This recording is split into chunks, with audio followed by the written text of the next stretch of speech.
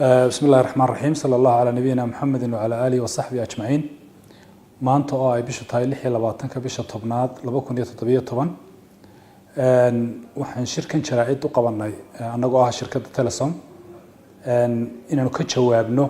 hadallo bariyahan bulshada dhexdeeda la isla dhexmariyay hadalladaas oo runtii lagu sheegayay ama lagu mala awaalayay in shirkadda Telesom ay bixisay xog arintaas ayaan rabnaa in dadweynaha iyo bulshada iyo dawladda iyo xisbiyada aan ka shaafino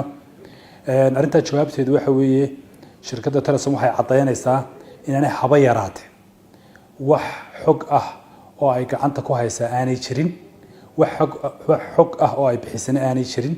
sidaa awgeed dadweynaha iyo xisbiyada iyo dawladda dhammaantood waxaan u sheegaynaa in arintaas ay tahay arin mala awaala cidii runtii arintaasi nagu eedeynaysaana in runtii la timaado cadeynteeda ayaan doonaynaa inta kadib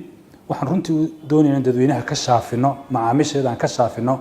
nambarada la sheegay in xisbiyada qaar la siiyay oo runtii arin soo noqnoqotay ah waxaan u sheegaynaa xisbiyada iyo dawladda iyo hay'adaha dhammaantood in macaamiisheeda yihiin dhammaantood iyagoo isku mid ah xisbiyada qaranku waxay naga soo dalbadeen laymanka xafiisyadana waanu siinay wixii ay laymanka xafiisyadooda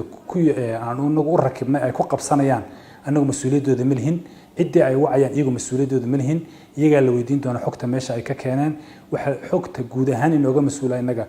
hay'adda commissionka qaranka